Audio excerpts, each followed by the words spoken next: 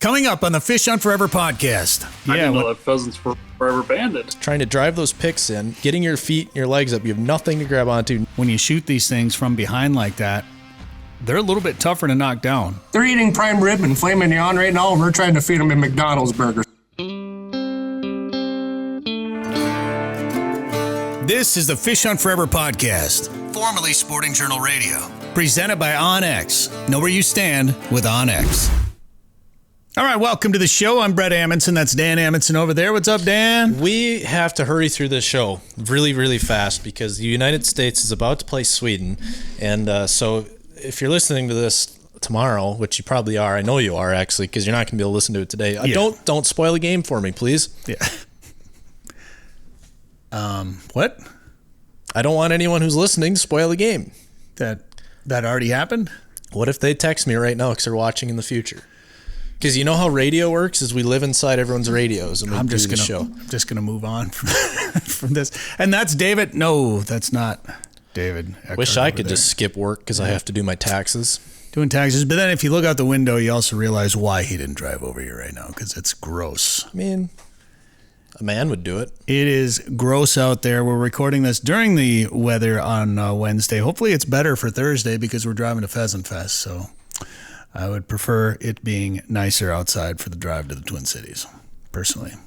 And for everybody else that's going there, setting up booth space. Heck, the bus driver for Turnpike Troubadours. I wonder where they are. It's a good question. We'll find out. All right, we got a lot to get to this week. We're going to talk Lake of the Woods. We'll wrap up our trip. We took a week-long trip up to Lake of the Woods, spent some time at Cyrus Resort with Justin and Ethan, and also spent time at Riverbend Resort with Paul and Brandy Johnson over there. Had a great trip up there. And this week, Joe Henry's going to join us, along with Cole Buley from Arnensen's Rocky Point. So lots of Lake of the Woods. And we got Forrest Huset, who guides up at the Northwest Angle. So a lot of talk about Lake of the Woods, but not all Lake of the Woods this week on the show, because Forrest and I also took a trip to South Dakota to do some late season pheasant hunting, and we're going to show you some of our videos and talk about what you should do to prepare for a January trip to South Dakota for pheasant hunting, because it's not the same as earlier in the year. It's a little bit different. Dan likes to get ready for those trips by going to the dentist. Don't blame me that I take care of my health and then you just spring a trip on me and say, hey, can you go? I said, no, I can't. I have things to do. I would have canceled the dentist. I like my teeth and I need one removed. Wisdom tooth. You'll be my fine. teeth are perfect, so that stupid thing. All right. Also, so should I tell you my appointment for that so you don't just up and schedule another trip? Yeah, you probably should. Do it off the air. Yeah. I don't need people coming to the dentist cheering me on or something weird. Yes, because if you announce what day you're going to the dentist, people are definitely going to show up there. I don't know. You don't know either. I have a pretty good idea. Well, we're going to talk about our spring fishing tournament. If you don't know about it yet, you probably do, but if you don't, we'll tell you where and when that's going to be and our new sponsors for that here in just a little bit. Also, Dan learned how to get onto the ice after falling through or something like that. Working on ice, open water. Yeah! How do you explain it? Ice rescues? That'd be the two words I would use, yeah. But you're being rescued from the water on ice. We'll talk about that a little bit. Also, snow goose seasons are starting to open up around our neck of the woods here. All that and more. But first, Dan, who are the sponsors this week on the show? Lake of the Woods Tourism. Lake of the Woods is the walleye capital of the world. Plan an ice fishing trip to Lake of the Woods at lakeofthewoodsmn.com. OnX Hunt. See private land boundaries, offline maps, and more. Take 20% off a new membership with the code SJR20. Haybell Heights Campground and Resort. Ice fish Devil's Lake out of a snow bear at Haybell Heights. Learn more at haybellheights.com. Riverbend Resort. Put yourself in the heart of the fish migration at the Rainy River and Lake of the Woods at Riverbend Resort. And Prairie Sportsman. The new season is real close. You can watch episodes anytime at the Prairie Sportsman YouTube channel. And Space Trailers. That's right. Space Trailers are bringing us headlines here on the show. Headlines. Well, here in Minnesota, the Spring Snow Goose season is open. It opened February 18th. Hunters can help reduce the population of light geese through a federally authorized spring conservation harvest, February 18th through April 30th. Now, this is snow geese, blue geese, Ross's geese as well. And this is a conservation order aimed at reducing the number of geese because they're damaging their Arctic breeding habitat. Well, I was doing a little bit of digging about that, Dan, and they say that the population is the lowest. The mid-continent snow goose population is the lowest it's been in about 30 years. which brings up a couple interesting things. Like one, because is this a bird? Is this bird flu related? Because at one point they were estimating that there was maybe 30 million snow geese in the mid-continent population. Now, a recent article that I read, well, recent as of last summer, so kind of recent, from Ducks Unlimited talked about that they only estimated maybe 10 to 15 snow geese in that mid-continent population at its peak. Now they're saying there's less than 5 million of those snow geese. So now it makes me wonder, are the numbers dropping drastically, or are waterfowl counts accurate? And I know a lot of people on the other side of the waterfowl spectrum, mallards specifically, people are starting to wonder, because we've had a steep decline in mallard numbers as well, from a peak of around 16 million to down around 5.5 million now. Are ways to count waterfowl completely accurate? Have they changed? Are birds moving? Is habitat causing a reduction in numbers? The drought? What's going on out there exactly? I want to know. I wish I had an answer for you. Appreciate that. I really do, because it is weird. Snow geese have been prolific. They are popping up with new colonies in Alaska. Yeah. Every year, and maybe it's just guide speak from people trying to book hunts, but everyone who seems to snow goose hunt a ton is like, great juvie hatch, great juvie hatch, great juvie hatch. So, okay, so those populations are doing great. Maybe you're seeing a lot of these 20-year-old adults. It's like the baby boom. Maybe you're having a generation just simply aging out. Maybe it is bird flu, because bird flu seems to have hit snows harder than anything, which makes sense because they congregate in big numbers, and there was a lot of them. And that's You see that anywhere there's overpopulation, whether it's with humans or any species, overpopulation leads to disease, and they got hit with that one pretty good. So that article from Ducks Unlimited, I know it's from last summer, and I don't know how I'd never missed it. I had ever missed it, but there was something else interesting in that article, and it talked about that they're finding out snow geese don't do as much damage to their Arctic breeding grounds as they once thought they did, which completely destroys the idea behind the spring conservation order. So yeah, how'd they figure that one out? Because we've all seen that picture of the chunk of grass that's fenced off with the rest that's just destroyed. What's that all about? If anything, it's brought up more questions for me. I have more questions about this whole deal. But Texas has dropped their spring conservation season on snow geese now. They don't do it there anymore. They're not seeing the birds, whether the birds moved or whether the numbers are down or whatever the case may be. And obviously, flyways shift and change. Food shifts and change. All these guys talking about no ducks in Arkansas and Louisiana anymore. Well, there's a lot fewer rice farms down there, so there's a lot less food for them.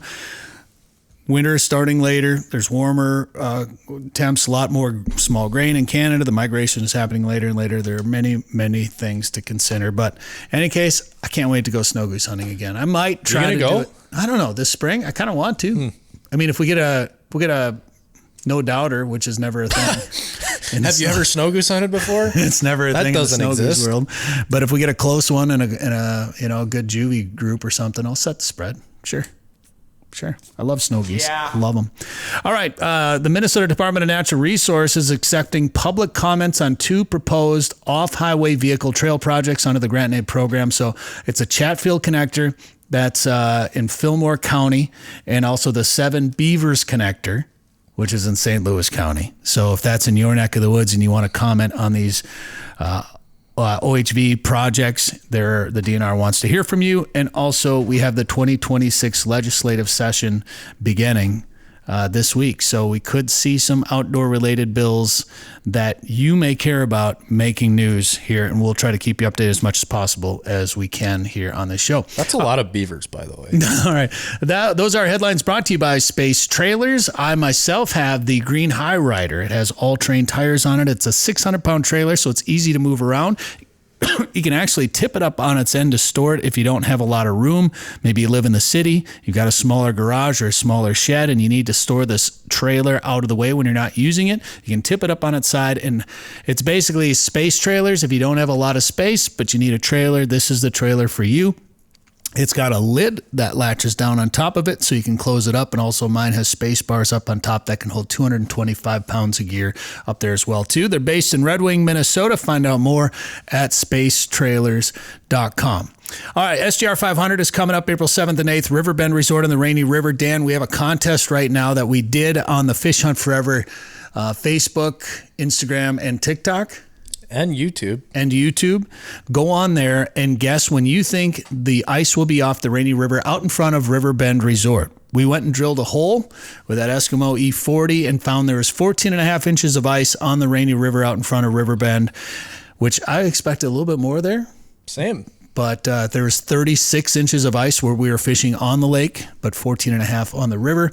And we want you to guess when you think that ice will come off. Find the details on those social media platforms that we talked about. Kevin, the Dutchman, wants us to do a sturgeon stash contest again. So maybe we just run it back. Do we all have to participate? You don't want to do the stash again? I don't know. You don't have to do that for the fire department anyway? I can. I don't have to. There's no law. It's a good idea to. I'll probably get made fun of now for saying that, but I don't know. My face gets cold sometimes. Well, shaving hurts. Be a man. Okay. Well, it sounded like you weren't there for a minute. So you had some fire department training the other night, and nobody said anything about the beard at all or anything? No. So nobody cares? Not around here, I guess. You want to talk about your training a little bit? Well, it was just interesting as an ice angler. So our department covers a couple rivers and a lake, and so it's good to refresh on some ice safety. There's a lot of ice anglers out here, and it's the middle of February, and I feel like a lot of that just goes by the wayside of, it's February, so you should be able to drive a truck out. There's 36 inches on Lake of the Woods. You're not generally concerned with anything out there. Well, there are spots around the state, and, Artie's actually just pulled all of his rental houses off Big Stone. He's done for the year. There's more open pockets opening them up on Big Stone. So there's places around that, even though it's the middle of February, there just isn't safe ice. And so it's important stuff to think about year round on the ice, and even getting into late ice too. Nobody seems to talk about bringing ice picks and wearing float suits and this and that. But I just thought it was interesting that, we did some rescue stuff with victims and getting victims out. But they had us do some self-rescue stuff just so we could experience what it was like. And, we're in these suits, or in these float suits here. They're Gumby suits. They float and no water's getting in, so we're dry, and we had ice picks, and it was still, I'm 25 and I'm in fairly good shape. I'm not like a super athlete, but generally given, I'm in good shape. And it wasn't the most easy to get myself up. The ice. So this is you here, This right? is me right here.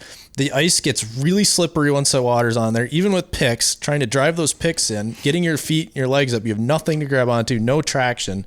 It's not the easiest thing, even with all that gear. So now you add in heavy winter clothes, heavy boots. You're probably dragging a sled. Maybe you're carrying an auger. You're going to panic because you're going to get cold and you're not expecting this. This is a controlled environment. So it's just something to think about. And, what they told us is let your feet float up to the top, start kicking, and then use your forearms to try to grip the ice there. And obviously I've got picks in this one, but if you didn't look like you could get the picks in anything. The ice was a little soft. They were slipping, and I definitely wasn't driving them in hard enough, but it just was a little eye-opening, just exactly how tricky it is. And everyone talks about that. People have been in that situation. They say it's not easy, but you think, I'm fine. I'll be able to get out. Just because that's what you think. It'll never happen to me. And that's a dangerous mindset. So it's just take it from a guy like me that, even with all that gear, it's not the easiest thing. And fire departments are ready to come help you, but we'd rather you just be safe. I've broken through pheasant hunting, thankfully not very deep. And then I went in after my dog one time. I've told this story in the show before, where it was about waist deep, and I had to break ice. It was like shore ice, probably 50 yards. I had to break through to get my dog, who couldn't get back up on the ice from the open water. And I'll tell you what, it's amazing how quickly cold water basically disables your body. Like when I just pushed through it. I didn't think about it. But by the time I got back to shore, I could not move my legs anymore. And I basically had to crawl myself up. Thankfully, I had buddies there with a four-wheeler. I was able to crawl up on the side of the wheeler and just lift my legs up onto it. And they drove me back to the truck, and I went and changed clothes. But I was only in the water for a little bit, and my legs stopped working. Like, that's how dangerous it can be. Mm-hmm. Absolutely. You're just watching the hockey game. 100%. He wasn't paying any attention. Well, it's like you to what I say. was saying right I there. heard the story before, so I just was waiting for you to. Straight to USA. Well, hockey. I know the story. All right. One other thing I wanted to talk about too is I want to thank. I want to mention Pheasant Fest will be out there this weekend. We'll see you at Turnpike Troubadours Thursday night at the State Theater. The hours for Pheasant Fest: Friday is noon to 6, Saturday is 9 to 5:30, and Sunday is 9 to 4. It's a good time. I love talking bird hunting and bird dogs and things like that. And maybe I'll even talk a little bit of fishing because we spent 2 days in a snow bear. I want to thank Justin and Ethan from Cyrus Resort. It was a pretty, Dan, it was one of the more unique trips I've taken up at Lake of the Woods. Well, there's really only one place offering a snow bear trip from the South Shore to the Northwest Angle and then into the Ontario side. So, yeah, not many people have gotten to do that. Yeah, it was pretty neat. So Cyrus owns their resort on the south end, and then also Cyrus's Flag Island Resort up at the Northwest Angle. So we stayed at the south end. We fished our way up. Then we fished at the Northwest Angle. They fried up some fish for us at Flag Island. And then we got to fish the Ontario side with Cast 1, caught some crappies and perch. And while, I thought we'd go over there and just crappie fish, basically, which is what we did. But we ended up catching perch and walleyes while we were there, too. It's Lake of the Woods. You just never know what you're going to catch. And tulipies. Lots of tulipies.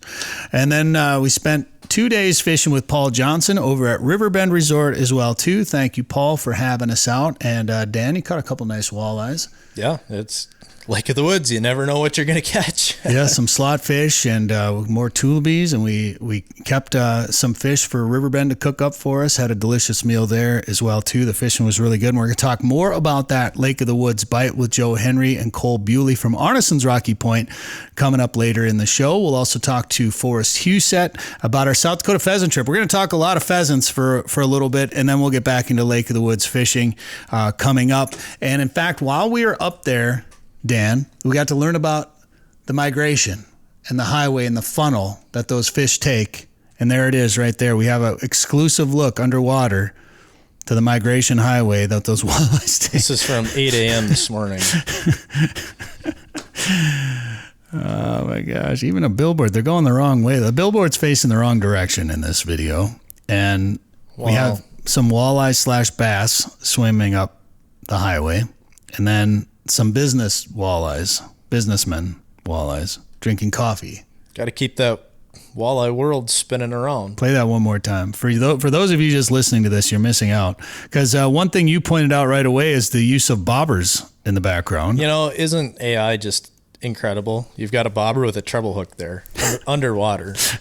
And then there's one on this lure right here, which is like the most old ancient looking lure, but they replaced the middle treble with a bobber, which is a bold strategy, Cotton, if you ask me. I've never tried it, but I bet it would work at Lake of the Woods. You know what?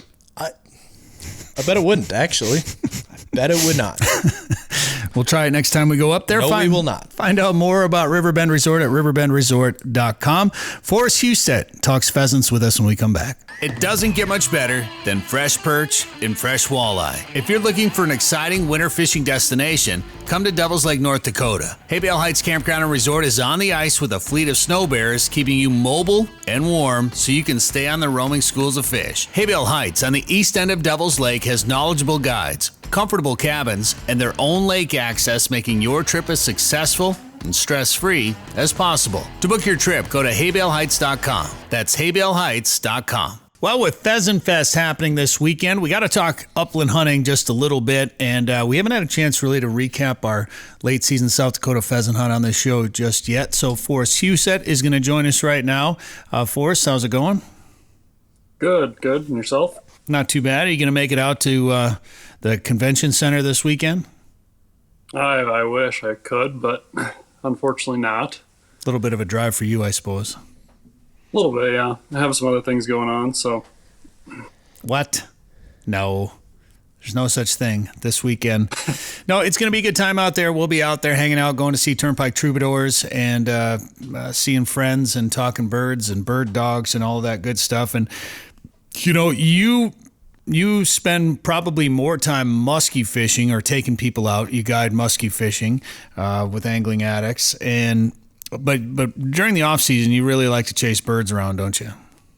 Oh, love it. As soon as I get home from the lake, I mean, I pretty much out on the prairie that, within a day or two of getting home, and then usually South Dakota within a week. So pretty tough to beat chasing roosters after you catch a bunch of muskies all summer long.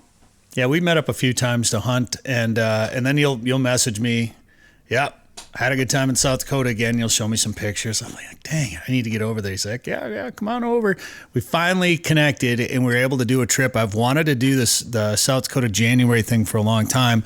So I thought during this interview today, during this show, I thought we would talk a little bit about what people can expect about a January trip and how it works over there in South Dakota. Because what was it, about maybe 4 or 5 years ago that they extended it to the end of January? I believe so, yeah. Something like that. And I know Minnesota's talked about it a little bit too. And but Dan, it seems like anytime we get into January, we get busy editing for Prairie Sportsman. It's cold. There's a lot of snow. And as much as I like to pheasant hunt and you like to do some walking too, sometimes it seems like that it's just time to transition to something else. It can be tough. I mean, you get 3 feet of snow on the ground. I've talked to a lot of really avid pheasant hunters about that January deal, and they said, yeah, we did it, but you couldn't walk anywhere. You couldn't get to the birds. They were real spooky. It sucked. And so it can be darn tough if the weather doesn't cooperate, because it's the dead of winter. It sucks if it's 30 below and 4 feet of snow on the ground and windy, and you guys didn't have that. You got lucky and had a great last weekend. I was pretty jealous because I was sitting at the dentist. That's right. Dan's going to come. Tough spot to be. Yeah, who made that appointment? Some bozo. So Jason Markula got to take your spot on that trip, and then you brought down a buddy, Jordan Frederick, as well, and we had three pretty good days of pheasant hunting. It was just me and you on the last day. I know Jason had to take off. His kid had one of his kids had a hockey game, a hockey tournament in DL, and then Jordan got sick, so he ended up bailing early. So it was just me and you on the last day, and I'm wondering if they just had a look at the forecast and said, I think I'm just going to go home instead of walking through what we walked through on the last day. I mean, yeah, it really wasn't that bad. No. It wasn't that bad, and it got worse as the day went on, and we both, you had to head back to North Dakota, I headed back to Minnesota, or are you on the Minnesota side or are you on the North Dakota side up there? I can't remember. I'm on the Minnesota side. Minnesota. So you had to head back to that Fargo-Moorhead area. I had to head back to western Minnesota. So we had to get back, and we drove out of that storm. It was wild. Like, just as we finished, I mean, it was windy that last day when we hunted, and it was cold. Right. But then it really started blowing and snowing as we were getting ready to leave. But as you mentioned to me, as we were jumping in the trucks, like I looked at it on the radar. It's moving pretty slow, so we might be able to drive out of it. By the time I got back to Minnesota, the sun was shining. It was nice out. I mean, it was a little windy still, but that was pretty wild. So I wanted to talk a little bit about what people can expect for a late season South Dakota hunt. And one of them is the weather that we talked about. And I've got a video. This is one, if you follow us on social media, you may have seen this one. Dan, why don't you play letter C. This was the last day.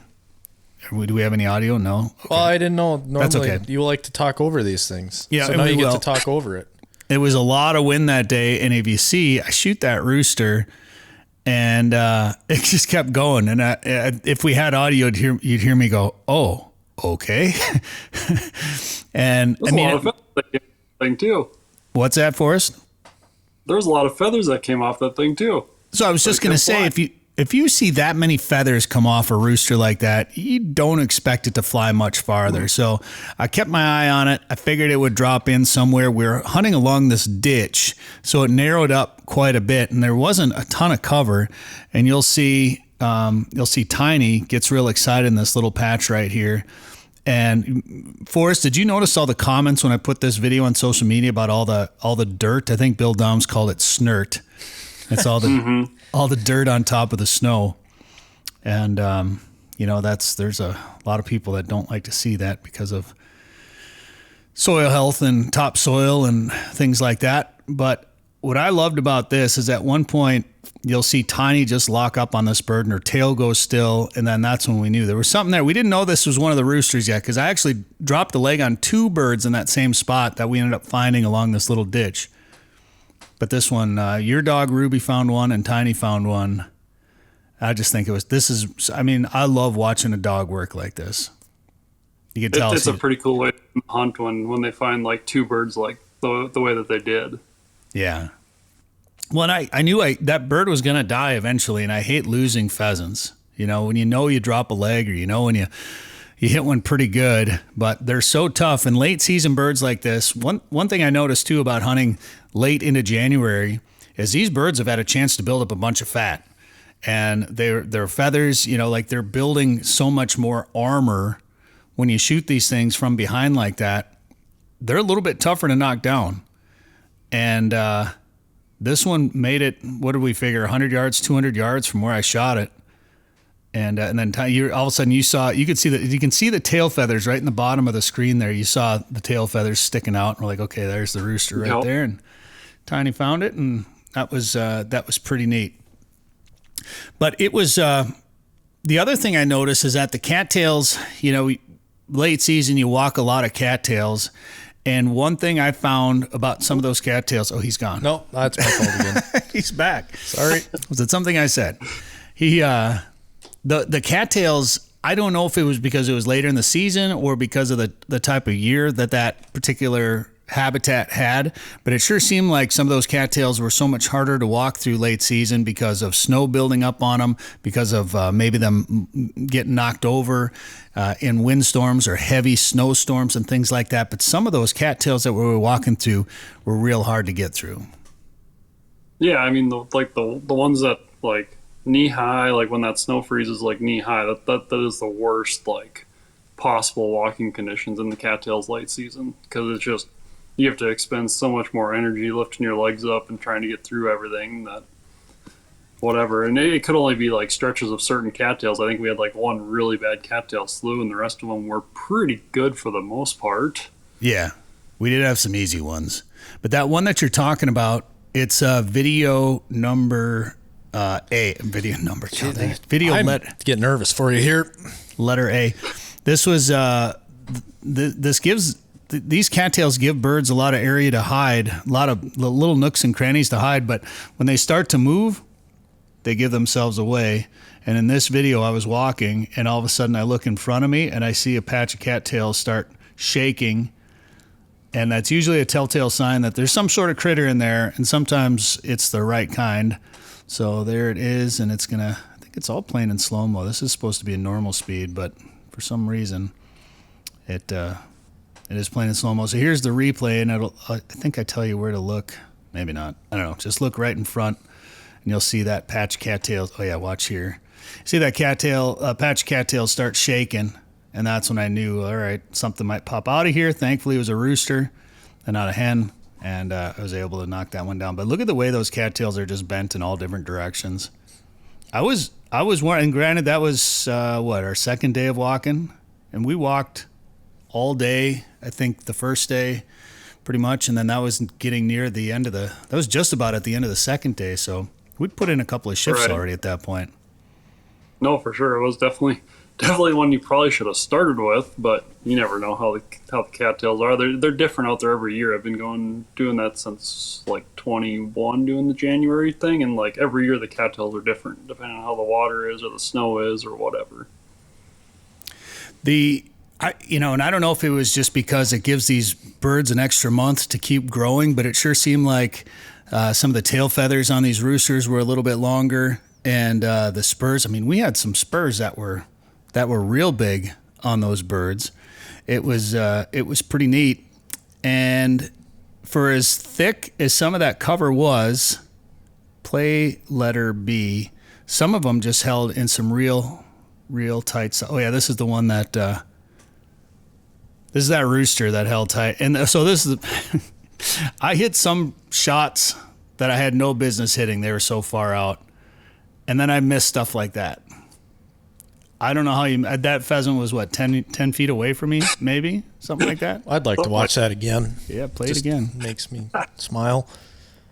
And I'm picturing the Facebook comments that these videos get, because nobody hates watching pheasants fly away more than people in the Facebook comments. It's hilarious. Or nobody hates when you shoot pheasants more than people in the comments. So funny. I've like that one where the cattail patch wiggled a little bit. I put that one on Facebook. They're like, you shot that one way too close. You need to let those birds get out a little bit. Well, play letter E. Watch this one, because if you want to talk about a bird getting out a little ways, look at this shot cam video. Look at the lead. 2 canoe length lead there. At least. It might have been a whole lake. That was a heck of a lead. I did not expect to drop that bird at all. I don't know if you heard me yell after I shot that one, but I got pretty excited about that. And that was right away. Those were the kind of shots I was expecting to take on that trip. I figured the birds would be a little bit more wild and we'd be taking some long shots out there. But Forrest, that wasn't the case all the time. No, not always, but sometimes the closer ones, I missed my share of the close ones too, where I was just like, how's that bird still flying? Yeah, I don't know. So did you play, you played, what's that, Forrest? Well, I was just going to say, I mean, if people want to like say like, oh, you should wait till they like get out, but like January, like there's no remorse, because those birds are tough and like you don't want to like wait. So yeah, I know. And especially when you've been putting in the work, you know, you react sometimes and you want to make sure. And on those windy days, once you miss once and they get into that wind, they're gone. Like you don't always get a follow-up shot. So sometimes you just try to shoot them a little bit quicker than possible. And Dan, I don't know if you played D or B earlier, but I was calling for B. Yeah, so not. That should have been D. They're the same. Oh. They're the same video. B and D are the exact same. Well, clicking B and D. Okay, well that explains it then. Shoot. Well, there was one I was going to show you that we were talking about the cover that they were in, and you and I and let's see, Jason was trying to find his truck keys. Hang on. And so he was at his truck looking for the keys. I'll tell that story in a second. And there was a tree planting in the shape of an L that we were going to walk. So you and Jordan went down to one end, and then Jason and I were going to push that tree line down to you guys, because we figured we'd push some pheasants into there. We pushed a lot of birds out of these cattails into this tree planting. So Jason decides to just look for his keys for a while. I waited and waited, and he calls me up. He's like, dude, I'm freaking out. I can't find my keys. And he's like, just go and just meet me. So I decide I'm going to go walk all the way back down to my truck, drive back around, pick him up. Maybe he left his keys in my truck. I don't know.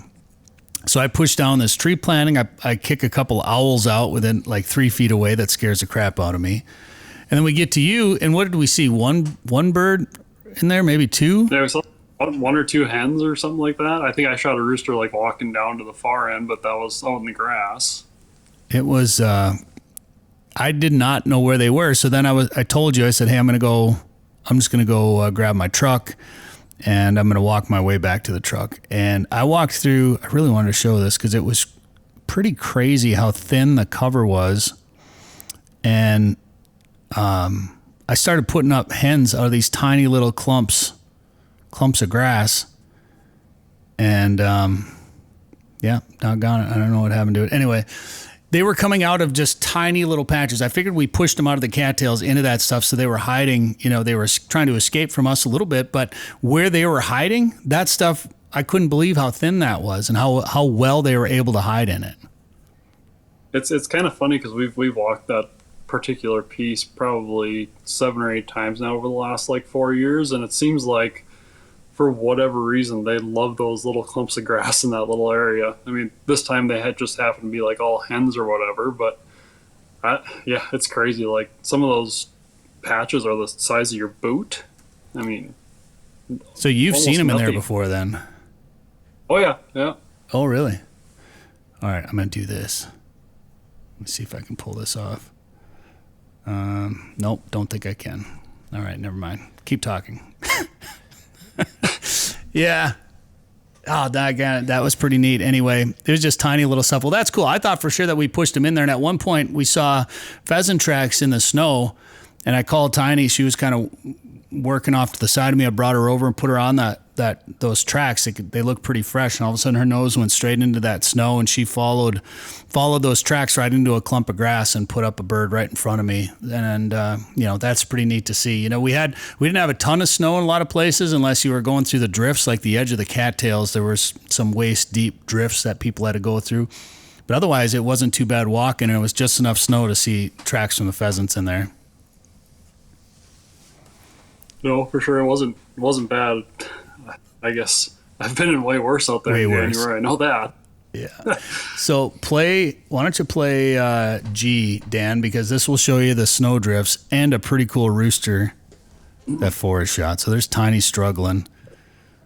And we just surrounded this little cattail slough. I think we maybe shot a bird or two out of it. There were a few that popped out, and we were just about wrapped up. And then that one held real tight. You almost stepped on it looks like. And yeah, it was 5 feet from me. What's that? It was like 5 feet from me, I think, when it got up. Jordan and I looked at each other like, man, that rooster looked kind of dark. And then Tiny, of course, went over and hogged it, grabbed the bird before Ruby could find it, and brought it back to me. Tiny was trying to find her way out of the cattail slough, and you're just like, Tiny, give it to me. And she's just like, no, you're not my master. Right. I'm trying to find my man. So then she finally brings it out to me. There it is. And I look at it. I'm like, wow, that's a really cool looking bird. And I notice a band around the leg right away. And that none of us expected to ever see that. What did you think? I didn't know. I didn't know that pheasants were ever banded. So, I mean, there's a little bit of research that gets done. In Minnesota, I think historically it's been some GPS stuff or radio trackers that have been on hens mostly, so they can track hen movements, hen mortality, things like that. And then if you get bans on roosters, it's usually pen-raised birds, which this one obviously was. And they're usually on game farms, or they're released as part of a contest. I think South Dakota and North Dakota, like Windsor, had a contest where you could shoot a banded rooster, and you could get entered to win some cash or some prizes or something like that. But we didn't really know what the deal with this one was. But we were not obviously hunting a game farm, and this one was just out when we were out wild bird hunting, so completely unexpected. And you and I both do enough waterfowl hunting, and you shoot bands and waterfowl, you know all about them. You don't expect to see them when you're out there walking for pheasants. That was cool. No, it was a very cool experience, and like you said, to do it wild bird hunting, like even better. So one thing I want to remind people of, and this could be early season, late season, doesn't matter, but bring a dog first aid kit. And I was thankful that I did, because Tiny, and any dog, but Tiny does this a lot when she gets into real heavy, thick cover. She's rooting around in there. She gets stuff into her eyes quite a bit. And early on, I've made a lot of trips to the vet to have them pull stuff out of eyes and noses and things like that. So I dug right into Tiny. She was favoring one of her eyes pretty bad. I think we actually have H he could play. And this is the next day, but she came in and her eye was closed, and I didn't know if it was like it was an allergy thing or if something got stuck in there. So I opened up her eye, pulled her eyelid back, and I started pulling out lots of little chunks of tiny little cattail pieces, and it never seemed like it quite was right yet. And finally I opened it way up, and I found it was this little chunk of something. I still don't know what it was, but it was like the size of like a peanut stuck up underneath her eyelid. I'm sure it was driving her crazy, some kind of seed or something like that, but it was pretty big and chunky. And I finally got that out, and then she seemed a little bit better. But I went to grab some eye wash. I normally bring some saline solution or some eye wash with me, and I forgot to do it on this trip. And I said, hey, I got this dog first aid kit in the truck. Of course, it was 0 degrees outside or something like that. So when I went out there to grab it, the eye wash was completely frozen. So if you're going to bring a dog first aid kit with you, there you can see your eyes a little closed up. But so if you bring a dog first aid kit with you, and as this video plays, again, I don't know why everything is playing in slow-mo, but the first aid, I'll show you the first aid kit in the eye wash bottle here. So this is the one, I think I got it from the Ugly Dog Company, I think, when I was at Game Fair. But Ready Dog Canine First Aid, Ready Dog products.com, it looks like it says. But Medi First dog eye wash right there. I rinsed it out a bit, and she was good to go. And both eyes were open the next day, and she was fine. So there's your tip. If you bring a dog first aid kit, make sure it's thawed out. So my dad, the rec specs that a lot of like the crane dogs wear for crane hunters, that's my dad got a pair, like they're knockoff rec specs, but for pheasant hunting. Sure. Because his dog her eyes would always get chewed up in the cattails. And so threw those on her, and she was a happier bird dog with those on. So there's an application there for dogs who are having trouble with stuff in their eyes too. I've seen a few different pheasant dogs wearing those, but yeah. And one last tip that I will give is bring a tow strap. What happened here, Forrest? Might have tried to drive through a little bit too much snow, but bought a Ford. That's what your problem was. Well, that was Jason's truck. Oh, Jason bought a Ford. That was what his problem was. Forrest was what, a GMC? Yeah, I was in the GMC that got stuck in the cornfield first. And I pulled him out, and then Jason's like, well, I think I can take this field road. That doesn't look like that much snow. And then he buried his truck. That one needed a little bit of shovel work, but then we were able to pull it out. Those are Runnings flavored pretzel snacks there. That there's a freeze frame there at the cab of the truck. Delicious snacks, by the way. But so bring a tow strap with you as well if you're going to do some late season pheasant hunting in South Dakota. I had the one picture from like 2022 when I was out there. I was with a buddy of mine, and I mean the drift was as tall as the pickup, and my buddy went through it. We got stuck. We shoveled him out, and then we turned the truck around. We took the picture. I mean, it was crazy how much snow was on the road there. We shouldn't have been out there, but we were because we were trying to chase some pheasants in January. Right. Sometimes you get in a truck with 4-wheel drive, you feel a little invincible out there. Not gonna lie. Well, and it was like whiteout conditions too. Like we were driving down like a 55-mile-an-hour gravel, so we thought we were okay. And there was just like a little break in the hay bales on the one side of the road, and it just happened to make this giant drift. And I'm in the truck behind us. We were being smart using two trucks, and I just see it's a F like 350 just like launch in the air and go through the snow. It was absolutely nuts. Oh boy. Well, and so the other tip I'll give you is when you lose your truck keys, always check the liner of your hunting vest. So Jason can't find his truck keys. He's searching all over for them. Looked for like an hour, brought him back to my truck. He dug through my truck, couldn't find him anywhere. So then we're like, well, we're just going to walk this little cattail slough by the truck yet, so let's just go hunt this quick. And he called the dealer. There was a dealership. He called them, and he was going to see if they could make him a replacement key. And we are going to drive over there and pick it up. And as we get done, he's taking stuff out of his pockets, and all of a sudden he goes like this. I feel my keys.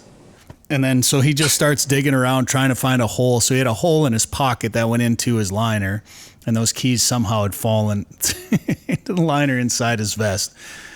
So he didn't After he'd ripped his whole truck apart and had been sitting there for like an hour and a half by himself. Whoops. Well, it happens. I've had that happen. I'm trying to remember what it was, but I had a jacket that had a hole in it, and like my inside pocket where I'd put keys and stuff like that. And I love the jacket, so I never fixed the hole. So I was constantly fishing stuff out of the inside of that jacket. But it happens. One thing that was pretty neat for us is if you buy your license to go hunt in South Dakota after December 15th, you can use your 5 days across 2 different seasons. So you can use your 5 days Correct. After December 15th, and then you can actually carry 5 of your days over to the next season. Exactly. Yep. That is the cool part about South Dakota, because like for myself, sometimes I go 3 times, sometimes I go 4 times. So then you have to buy 2 licenses, and if I only go 3 times, well, then I would lose out on 5 days. But it basically sets it for you as the second 5 days as far back as it'll go. And we noticed at the one time we're like, oh, cool, we can use it.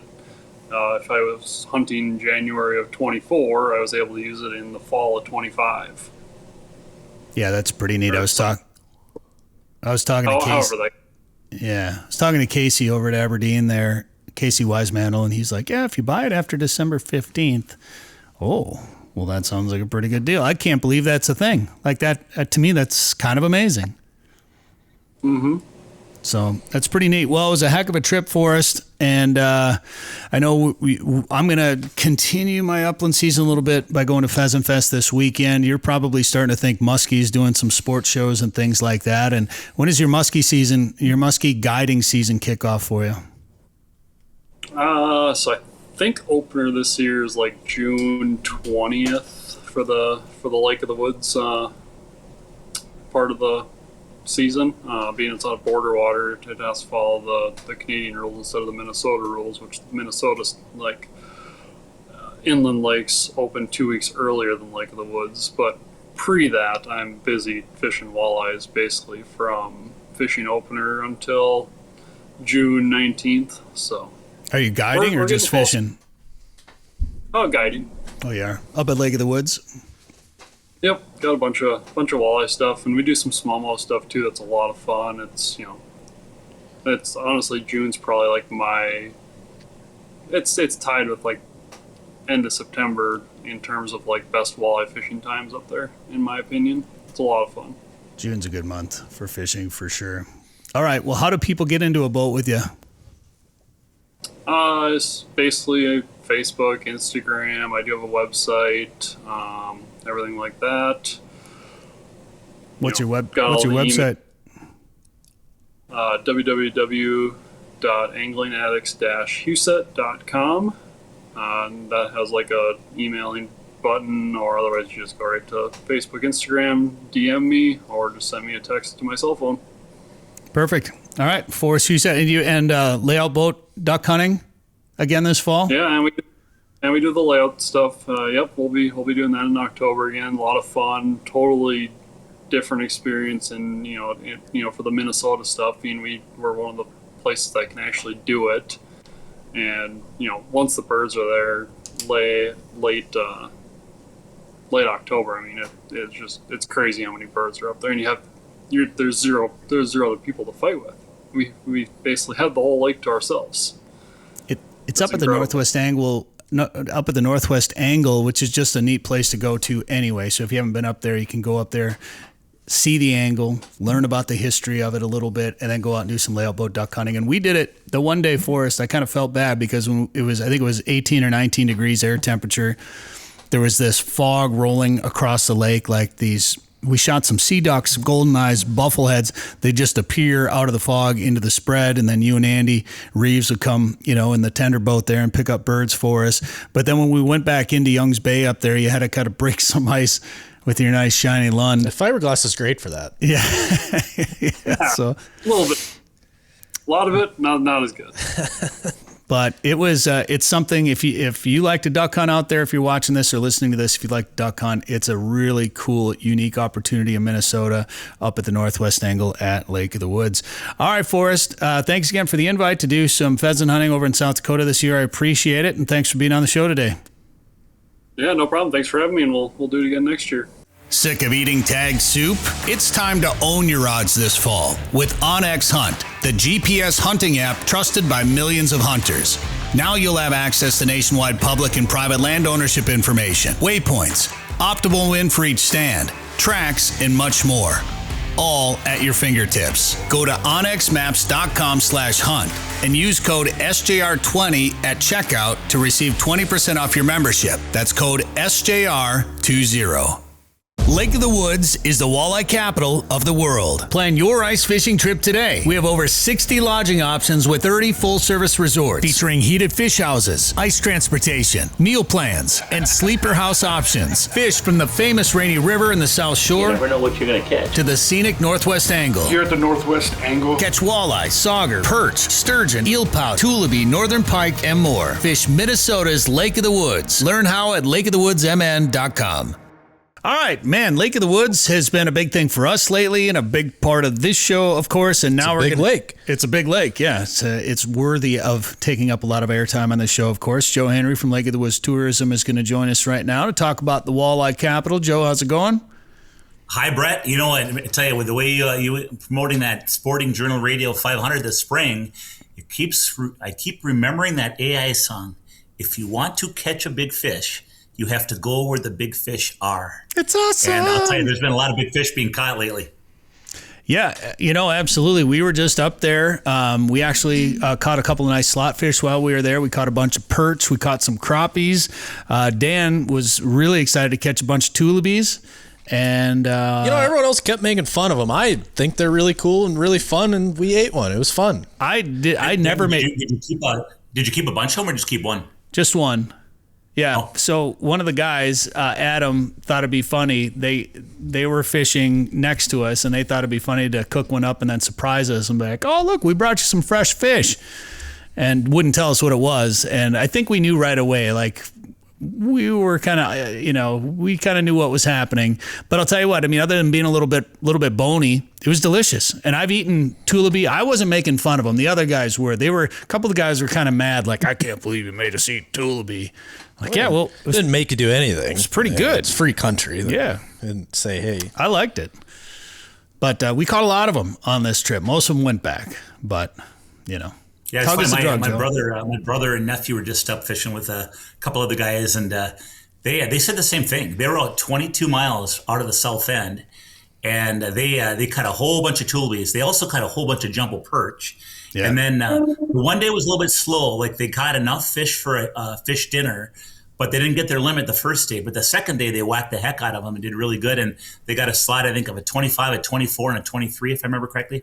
Nice. Something like that. But nonetheless, they had some really good fishing. But again, it's just like fishing. One day was better than the other. And, if you put a couple of days in and fish both days all day long, you can't time it. You can't, say, oh, they're going to bite in the morning because they did yesterday. But if you put in a full day, normally your bucket's going to look pretty darn good by the end of the day. We noticed that there was a bug hatch going on. So we fished 4 days. We got up there last Wednesday, fished Wednesday, Thursday, Saturday, Sunday. Does that sound right? And when we started fishing on Wednesday, we were marking fish, but they were a little tight-lipped and they were stuck to the bottom. And then I think we caught a perch that was spitting up some of those larvae. Joe, do you remember some of those bugs when we caught them in the summer? It was. Yeah, we weren't sure, but we thought they could be dragonfly larvae. Yeah, I'm pretty sure it was similar to what we were seeing on that trip. They were spitting that up, and I don't know if they were eating them down in the mud, like it was just starting, because those fish were just tight to the bottom, and it was high pressure too. So I don't know exactly. It was maybe a multitude of factors, but we were picking them off. Every once in a while, you get a little group of active fish that would come in, and we'd catch a few, and then we'd get some to chase, and we get some that weren't really interested. But I made the comment multiple times that. We had a huge fish fry the first night, and then we kept enough for Dan and I to eat the one day. We brought some fish home. I mean, you go anywhere else, like it might have been a little slow, might have been a little tough, but you go anywhere else, that's a pretty good day of fishing. We say it all the time. Expectations for people coming to Lake of the Woods are usually pretty high, and you'll talk to somebody and say, "Hey, how was fishing?" "Well, it wasn't real good. We caught. I guess our fish house caught 30 one day, and." Not very good. I mean, a bad day in Lake of the Woods is a good day anywhere else. It's the best day you'd ever have anywhere else. And it's just, our expectations are high. But, Bret, you talk about that forage, and I'll tell you something. When a lake has a problem with a fishery, a lot of times it's not a fish problem, it's a forage problem. There's not the food to support the population of fish in many cases.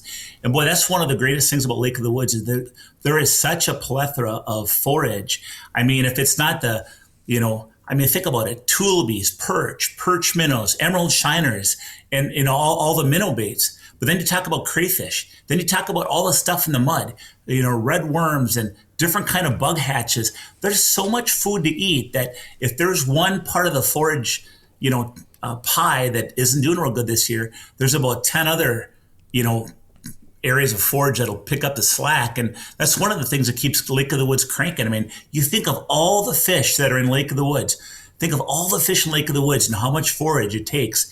That's a big old aquarium out there. And, a lot of people don't know this, but like Big Traverse Bay, the deepest point in Big Traverse Bay is only 38 feet deep. So really the whole thing is full of life, and there's no dead areas at all. And that's one of the many reasons that Lake of the Woods is such a, productive fishery. Would have been fun to catch a sturgeon, but I was really kind of hoping to catch a burbot while we were up there. And we talked to a guy that caught, 8 one day? 8 burbot? Yeah. And didn't he say they were eating crayfish too, Dan? They were, and then a few other walleyes. A couple guys had been cleaning fish up there and seen a lot of crayfish and fish's bellies. So just so many different things for them to eat, and all those tulipy we talked about. It's a sign of a healthy fishery, and those big fish are eating tulipy. That's why fish are getting big in the lake. So it's make fun of them all you want, but they're they're fun. Yeah. Well, Danny, you know this, Danny, but if we were really targeting them, like I talked to somebody recently last year, they caught like 100 tulipy out of the fish house. But you know what they did is when they started catching tulipys, they put on a jig and spoon and they put like a 6-inch dropper with an ice fly, and they had waxworms with them. Yeah. And they're putting those waxworms on, and those tulipys are just inhaling them, Well, Joe, I finally broke down and got a dirty bomb on this trip because one of the guys that was fishing, he had a dirty bomb, and it seemed like the red blinking light was the one that worked best. Then he had a drop on it with a Ronnie bird, which I didn't know the story of the Ronnie bird until this trip too, which is actually a pretty neat story. And he was either out fishing us or at least attracting all the fish that we would maybe pick off. They would come in to see him first. So then I had to go into outdoors again and buy a bunch of dirty bombs while I was up there. Well, I tell you, so for listeners who don't know what a dirty bomb is, you should probably let them know that has nothing to do with your personal life, but rather that's a fishing lure. Well, yeah. What a dirty bomb is, for listeners that don't know what a dirty bomb is it's a lure that when you put it in the water, it activates a light, and there's a blinking light that goes on and off.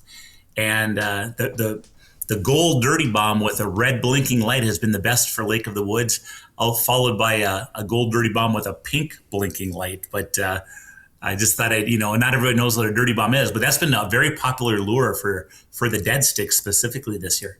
Yeah, I had one on the dead stick, I think our last day. And then I was jigging. I had a 1/4 ounce, I think, with the pink flashing light, and then I had a drop on that. I had that on my dead stick, and then I had the 1/8 ounce, a small one, which just has a single hook on it. And then I was just tipping that with a minnow, sometimes a full minnow, sometimes with a minnow head. Usually I'd do a full minnow till it got chewed up a little bit, and then I'd just use the head then after that. So I'd get I double dip with those minnows a little bit. But yeah, I'm kind of sold on them now. I hadn't used them before this trip, and I was like, I can use some of these. I got spoons, I got stuff that glows, I got this, I got that. No, bought a bunch of Ronnie birds, bought a bunch of dirty bombs, and caught a bunch of fish. I'm kind of curious. What our guest thinks about dirty bombs. Yeah, let's bring them on. As a matter of fact. How you doing, guys? Not too bad. Cole, how are you doing? Very good, very good. Kind of heard you guys talking briefly about that larvae hatch and whatnot, and we're kind of experiencing that firsthand at Rocky Point right now. Yeah, Cole Buley, We've noticed Rocky a little Point. bit too, guys. Oh, sorry about that. No, go ahead. What were you saying? Well, what we've kind of noticed is with all those larvae hatching, we've kind of started to target some more I would say, hard bottom areas, more like rocky, clay bottom areas where those bugs aren't thriving near as much. It seems like one of those dirty bombs that you were talking, I brought one upstairs to kind of show people kind of what an idea it is here. But it's a water activated blinker here, and on the back there, that terminals, they hit the water and they kind of, you see there, it's blinking a little bit. Well, like you were saying, it's not only is it catching fish, but it's attracting fish. And out in those mud basins, that's kind of a clutch tool right now. So I noticed you didn't have a hook on there. Are you using that with some sort of dropper off of that? Yep, essentially going from anywhere from a 4 to an 8-inch dropper, depending on where I'm seeing the fish kind of stacking up in the water column. But like you've been seeing, that pressure's been really high and they've been eating off the bottom. So I've been running it pretty tight, anywhere from 2 to 4. So Cole, when you put a dropper, by the way, Cole Buley is a guide, a full-time guide with Arnensen's Rocky Point in the southwest corner of Lake of the Woods on the south end. And, Cole guides not only ice fishing, but also open water fishing. He runs a charter boat and very experienced guide, very, very credible fisherman. Cole, when you use a dirty bomb, when you put a dropper on, are you using a jig under that dropper? Are you using a treble hook? Or what are you using? I like to stick with my plain hooks, plain red, plain white, plain pink, kind of depending on what was getting bites and nibbles prior. And then I like to simplify it, just making that presentation most natural as possible with this bug hatch happening. And then when you were talking about going to the harder bottom, were you basically trying to get away from all that extra bait that's in the mud, or what? Are you going to the bait where the hard bottom is? Kind of getting away from the, how would I say it? They're eating prime rib and filet mignon right now, and we're trying to feed them a McDonald's burger. So we try to like slide off that structure a little bit, sometimes into the clay bottoms, like I was mentioning, and it seems like we're getting more action on like a minnow bite per se. Now I'm getting hungry. It's almost like the same strategy with like a mayfly hatch. A lot of times, tell me if I'm wrong, Cole, but when there's a mayfly hatch, you try to get away from the big hatch of mayflies to get where there's not so much of a hatch, so that you have a better chance of catching fish, right? You got it. Yep, that's spot on. And it seems like that's what we've been doing over the years of my career here, and it seems to prevail every year. So, Bret, I mentioned earlier, I want to let listeners know Cole's kind of famous because, if you ever watch the Explore Minnesota, they have some commercials out, and they came up to Lake of the Woods to get some fishing footage to promote the state of Minnesota. And it just so happened that Cole brought a couple of first-time anglers who had never caught a walleye before. And he brought the two ladies out, and there's a segment of the show or the video that Cole nets a real nice walleye for one of the gals, and he holds it up and he goes, "That's Minnesota gold right there." And that's the segment you're going to see what Explore Minnesota Tourism's promoting. So we always kid around with Cole about that, but it's actually a really neat segment. That was fun. That was a good experience for not only me, but for them, catching their first walleyes on Lake of the Woods. But kind of behind the scenes there, it was my maiden voyage on the Grady White boats that we've started investing in, and that 30-foot boat was a little scary to get into right away at first, but it seemed like we really grew on us, and we started to buy some more of them, and it's kind of been an awesome feature for our resort. Well, the most common boat up at Lake of the Woods for a charter boat is a sport craft, and that's what people are used to seeing. Arnensen's uses a whole fleet of Grady White boats, and Grady White's really known more for the ocean. It's a very high end boat with I think, Cole, you run twin 300s on it. Is that right? Yep, twin 300s and then twin 250 Yamahas. It seems like it pushed that boat fairly well, and then we've also upgraded them with that 100-inch Minn-Kota trolling motor with 110-pound thrust. So we're actually able to get into that shallow bite and actually spot lock onto some structure, and seems like it helps the bite big time. So Bret, I bet you've never used a 100-inch trolling motor. No, but we've been talking to people about that, and I think that's starting to become a little bit more common up there. I mean, how much of a game changer was that for you when you put that trolling motor on? Oh, night and day difference for us guides. Kind of going from being able to jog over 15 feet and waiting for that anchor swing, the comparison on time, we're not wasting clients' time anymore. We're kind of more dialed in. We already know what we have to do to jog over 15 feet to get back into that mass of fish again. Yeah, it's helping big time, that's for sure. And you're talking about a 30-foot boat with that. How well does the spot lock work?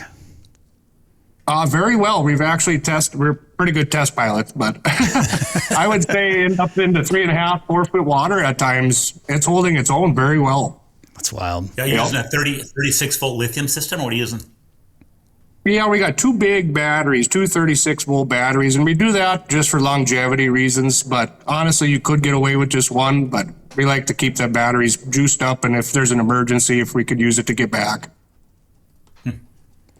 That 30 foot, now that it's 27-foot boats, are they more common up there? And now with a 30-foot, what's your difference then? If you've moved up to a 30, how's it been different for you? Well, with the sport crafts that we used to run with the 30-foot boats, you would have kind of a more open dance floor in the back, and you'd have two doghouses to sit on essentially, where a lot of these 27-footers, they're a single screw motor, one motor ram driven, stern drive, and you have one open seat there. So you're kind of getting more of seating and open floor plan, but with these Grady Whites, they kind of have a straight open floor plan, more of a fishing program out of there. Do you have people dancing back there? I had to ask. Well, if you're catching fish, it comes naturally. Yeah, I've probably danced in a boat a little bit. I'm not gonna say it was good. We've all done it. Yeah, I don't know if we all have. It wasn't good dancing. Wow, you got to come and hang out with us a little bit. We'll get you those big fish. Cole, how long have you been a captain up at Lake of the Woods, or a guide? 8 years for Arnensen's here now, and then I did a couple prior for some smaller mom and pop resorts, kind of getting it going, but 10 years professionally now. Neat. And so Cole, Arnensen's, maybe talk about the resort a little bit too. Arnensen's a little history. They started back in 1897, and they actually started out as a commercial fishing resort. And I believe it was the mid 80s when the a group effort between the resort community and the DNR, they came out with a rule that they're going to have no more commercial fishing on the Minnesota side of Lake of the Woods. And really at that point, Arnensen's had to shift their whole business model from being a commercial fishing business to change everything they did and to be a sport fishing resort. And long story short, back then it was very painful. They were very worried about it. Right now, they're one of the best resorts in all of the Midwest for sport fishing, Cole. And maybe just talk about Arnensen's a little bit, giving people an idea of what do they got there. Well, we do kind of run that big ice fishing program. We do strive on our excellence in that. We're running 154 houses nowadays, and roughly on a good Saturday, we're accommodating over 400 people in a single day, kind of getting them in and out. And not only that, staying on top of fish with those 154 houses. Get a good spread, so it helps you be dialed in. Well, then you're unique too, because you use track rigs. You don't use bombardiers, but you use a track rig. Yeah. And they're all actually homemade, aren't they? They are all custom made, and the Arnensen's do have kind of a patented machine that hauls up to 10 to 12 people with gear. They float as well. I don't want to test that, but they float. Yeah, and the perk of the track machines is that we stay on a better bite on that too, because we get to places where people can't get, and that kind of helps our clients, and they see places with a lot less fishing pressure, and that hands down, it helps us big time. Bret, imagine buying a 15-passenger van, and the first thing you do is take a cutting torch and you cut it off right behind the front seats, and you pull that shell off, and then these engineers behind the scenes that will never see the light of day, like nobody will ever know who they are. But what they do is they custom fit a great big back end it's got hydraulic stairs that come down in the back. It's got flotation. It's big. It looks like almost like a spaceship. But they custom fit these things. Like, this has never been done before. They make that on their own. It's just kind of unique. In fact, they told me that they actually have to change the chip because there's a computer chip in the motor and it's used to running so much drag. Well, when you put those tracks on, the motor would normally shut down, so they got to trick it so it'll run the tracks. It's just kind of a marvel. I just kind of unique how they do that. It is. And there's been a lot of testing and taking stuff off and upgrading parts. And now that over the years of my whole career, we've been driving them, and we've actually seen them come a long way now to where there's a lot less maintenance on them. We found something that kind of is a niche for us, and it seems like these newer machines are really performing. I don't know. It's hard to explain them, but you'd have to see them. You have to come here and go fishing. There you go. Cole, are you sitting upstairs in the restaurant right now?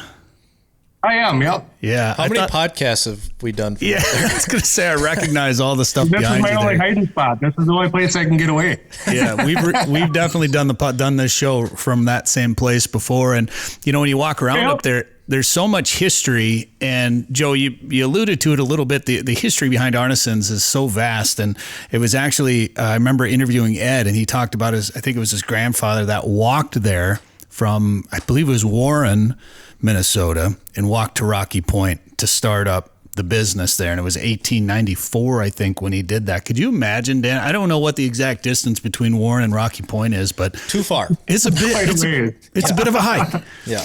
And just said, you know what? I don't know if I like this farming thing very much, which is kind of wild since our family farmed. They're probably neighbors back in the day. But I was like, I'm just going to walk to this place. There's a big lake, I guess. I'm going to go check it out. See you guys later. Never came back. Why would you? Why would you leave? Yeah. Would you really get to Rocky Point and then say, I'd really like to go back to Warren? Yeah. No. Sure wouldn't. No offense to anyone in Warren or Alvarado. You better be careful, Danny. There's like 4 people there, Joe, and I don't know if they have email up there yet, so I'm not too worried. Wow.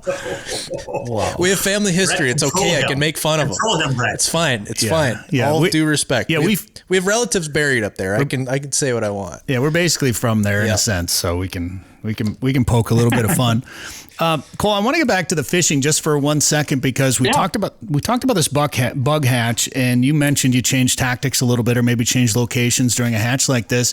When we were fishing, and I'm trying to remember if we were up at the angle yet or not, or where we were fishing, but we started to see these bugs, and and one of the guys we were with talked about using plastics.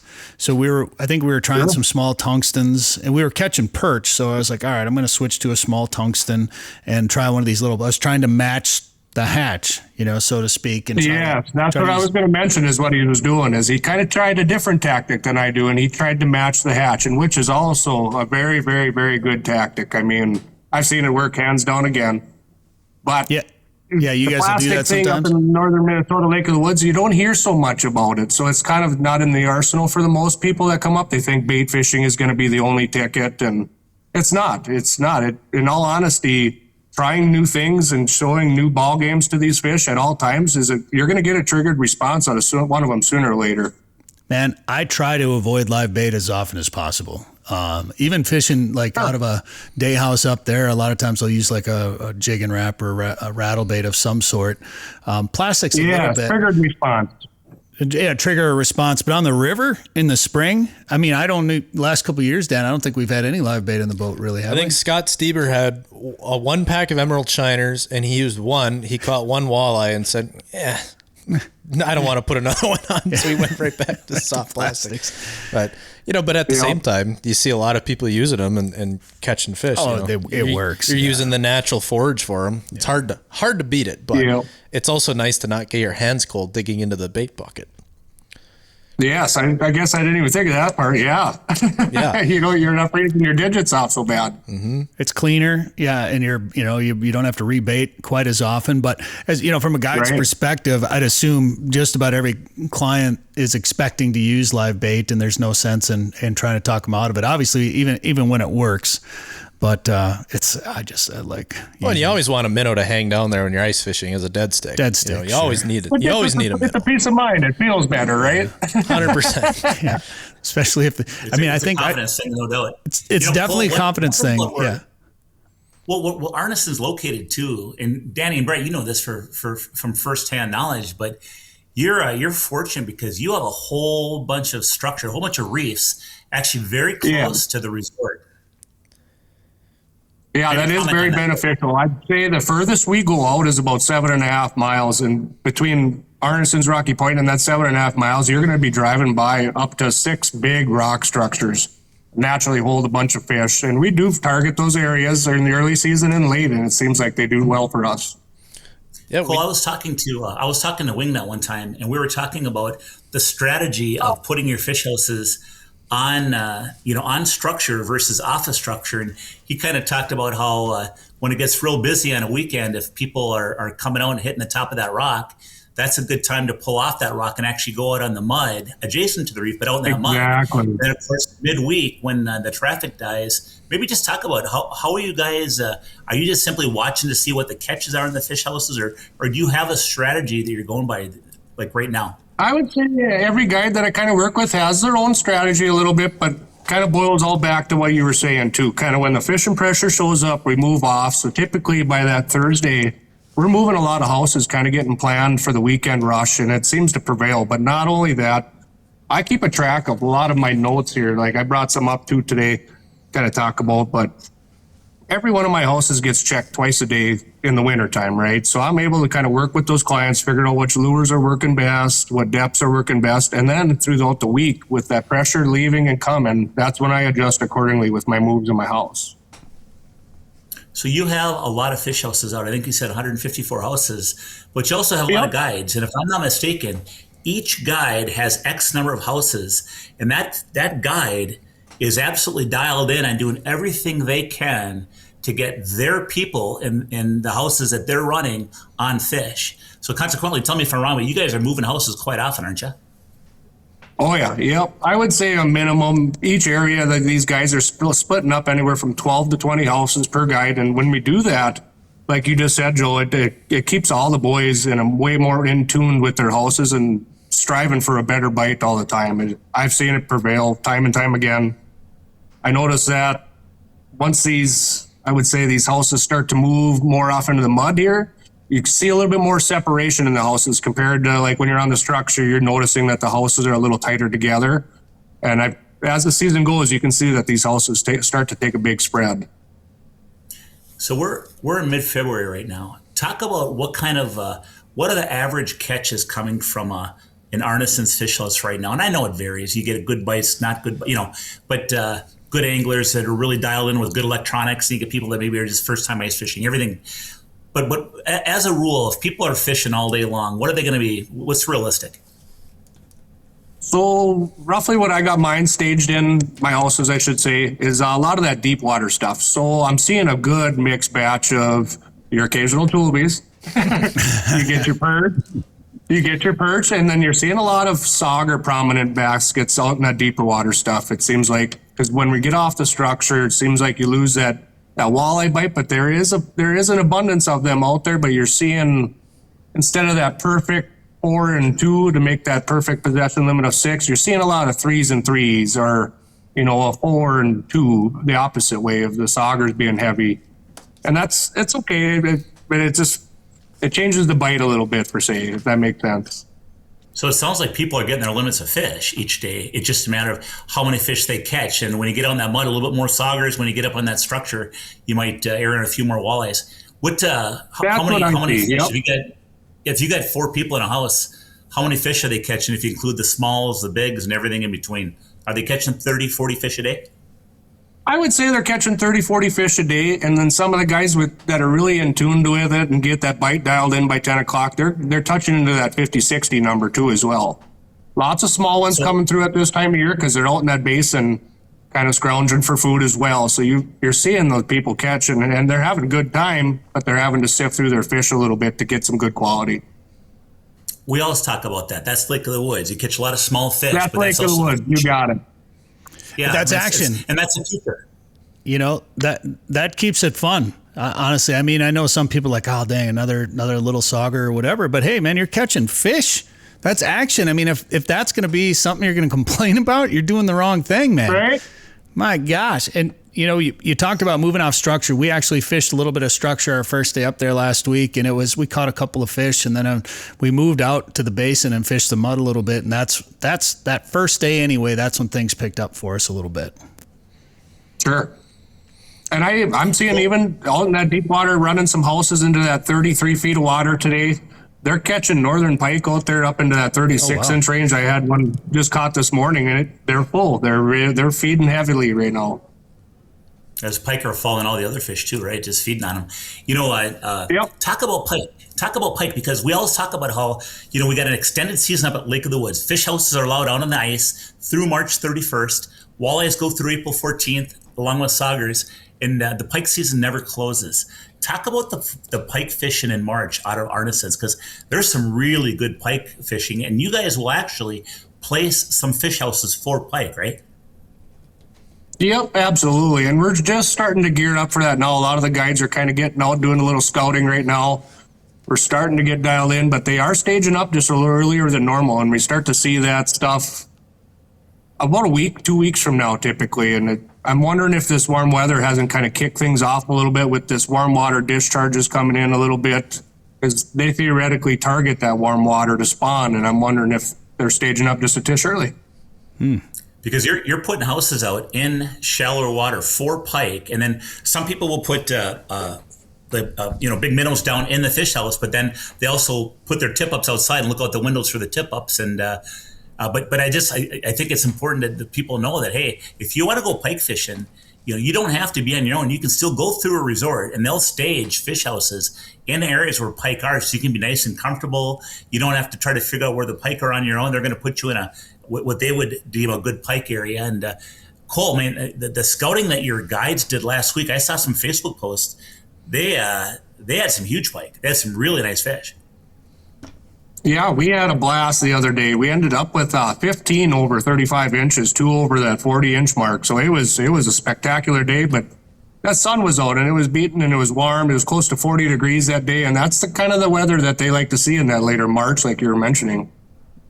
When you're targeting pike, talk to us about what a pike rig looks like. A lot of times, you might use a quick strike rig. Are you using live suckers? Are you using dead bait? Where do you put them in the water column? Hot dogs. Hot dogs, yeah. Fun dogs. That's the old tall tale, but they do work occasionally. But like you were saying, Joe, quick strike rigs seem to be the most effective I'm seeing. But now that this new law come out with these jaw jackers, I'm kind of in the air about it. I don't know how they work personally, but I'm seeing a lot of these tip-ups, these finicky foolers that have come a long ways with the rod in hand. That's making it really fun. But yeah, like you were saying, in the water column there, it varies. So like you said, solo guy, we're going to try to narrow the odds. We're going to get you into some shallower water so you can split that water column with 2 lines. With guys that are showing up into 6-packs and so, we like to get you into that double digits, into that 14 feet of water, a little bit around there. And then we can get your spread into 7 feet all the way out to 18 feet. And that seems to help as well. So what you're talking about is if everybody can use 2 lines, if you got enough people, you can really spread from, let's say, 7 to 14 feet of water. And then the flags are going to tell you where those fish are cruising. So if you're getting flags going up in 10 feet of water, you'll move more of your tip-ups to 10 feet of water. Is that right? Absolutely. Yep. You nailed it. And that's kind of it. Every day is different. Some days are a little slower, so it's hard to get a good consensus on that. But with these hot, sunny days when they're triggering fish, it seems like those bite windows are a lot longer. You can get a better read on those fish and what depth they're going to kind of be hanging out in for a little while. And then we talked about, the bait. Like, so are you a fan of like live suckers? Are you a fan of dead bait? And what kind of dead bait do you use? Yeah, that is a personal preference. The guys I like to fish with the most, I'd say they use a lot of live suckers. And I use a lot of dead bait because when that flag pops, then I know for sure that there's something on there and it gets me excited. Well, rather than a sucker pulling the flag down, how big a suckers are you using? Oh, so the other day we were actually using relatively small ones, some relatively close to big chub minnows or little sucker minnows. They're in that in between, but that 6-inch mark to 8-inch mark seemed to be the ticket for us. Yeah, they were working really well. Right. When you talk about, it's only mid-February. Everybody thinks you have to be in March to catch pike. But mid-February, if you guys go out scouting and they had how many fish over 35 inches, Cole? 15. Yep. Wow. Jeez. Dang. Well, it was beautiful this weekend. I mean, Sunday. It was some of the best weather to be fishing out in. And you could sit in a chair all day outside and get sunburned. That's the best part about winter fishing. And we were fishing on 36 inches of ice. Obviously, lots of winter left, lots of ice fishing left. You guys have that extended season up there. But, man, I'm not going to complain about a warm weather day like that up at Lake of the Woods. It was nice. This is some of the best ice I've seen, too, in about 3-4 years. So it's looking really good for that long season for us. So we had a pretty good storm. Actually, as we're recording this here, we're getting hit pretty good where we're at. I know last night I heard from some people up in northern Minnesota that said it got a little western up there. What's the weather been like up there today and yesterday for you guys? We were prepared for something a little worse than this. I think all of us guys are relieved a little bit when we woke up this morning. The wind was howling, but we didn't accumulate much more than an inch or two. We do got a little shock coming maybe this mid-afternoon, so we'll kind of get a good read on what storms are coming yet. Yeah, it's funny. I've saw it in North Dakota and South Dakota, I think, for the forecast for this storm, and I heard about it up at Lake of the Woods, and it was basically like 1 to 3, 1 to 3, and then 1 to 3. So is it 6? Is it 3 to 9? Is it 1 to 9? And in in the Dakotas, you could see the predicted snow map, and it was 1 to 9 inches possible here. I don't think they had any idea what this storm was going to do. They never do. They just want you to click on a link and read about it and make money. Yeah, exactly. Well, I know there. See, I got to ask Bret. I'm sorry. I was going to ask Cole one more thing. We, Bret. One thing that, you, me, and Danny like. Of course, we like our food, and Arnensen's Rocky Point has the Rock Harbor Lodge. Is that what it's called, right? And they got a good reputation for food, Cole. Maybe talk about some of the different menu items that you like, because if people haven't been there, it's it's not only a neat bar and restaurant they have at Arnensen's Rocky Point, but it overlooks the lake, so you can see sunsets coming across that lake, just like you would on the ocean, where the sun literally melts into the, right now, ice, and of course, open water melts right into the water. Yes, it is. We're in a beautiful spot. Yeah, we are, and we do get beneficial there. I mean, the Rocky Point in itself has got the sunrise and the sunsets, and you can't beat them. Not only that, the food is exceptional. I tell you what, the cruise choice is my favorite. It's not on the menu. We'll keep that a secret. What is the cruise choice? It's cut, sliced prime rib with pepper jack cheese, and then they give you the jus to dip in with that ranch side with sweet potato fries, and my golly, it's good. What did you call it? So when everybody comes in and orders a cruise choice, I say, thanks a lot, Cole. Cruise choice. You got it. All right. Taking notes. It is a neat location there, and we filmed there, and we've seen a 21 gun salute off in front there, and a whole memorial service as part of that veterans event that takes place up there on the rocks. It's such a neat spot and so much history up there. It's a neat place, and what great people there too. It's one of the few left out here that is family owned and family driven. I would say family ran. Yeah, that's pretty cool. Yeah, for sure. All right. Well, why don't you run? Unless Joe, did you have anything else you wanted to talk about? No, I just think that it's kind of fun talking to you, Cole, because you're out there every single day, and it's just kind of fun to hear your observations and just it's just kind of neat to hear. And Cole's such a nice guy too. He's really open with information. He's always helping guests. If people bring their private boats up or whatever the case might be, he's very forthright with information. Tells people where they should go and how they've been catching them out on the guide boats. And I just a really neat operation up there. Yeah, for sure. All right, Cole Buley, appreciate the time. Arnensen's Rocky Point. Do you want to throw out any websites or social media or anything for people to check out? Just give us a call if you're interested in riding in a boat around with me and with my wealth of knowledge that I have. In a Grady way. Just go ahead and give Arnensen's a call at that 1-800-535-7585. Very good. And Joe, if people want to plan a trip to Lake of the Woods and looking for more information about the area, what should they do? Hey, get that last ice fishing trip in. It's going to be a good spring. Check out our website, and that is lakeofthewoodsmn.com. Thanks for listening to the Fish Hunt Forever show. Download the Fish Hunt Forever podcast wherever you get podcasts or watch on the Fish Hunt Forever YouTube channel. If you like today's show, please give us a 5-star review. Find past shows, articles, news about regulations, and more at fishhuntforever.com.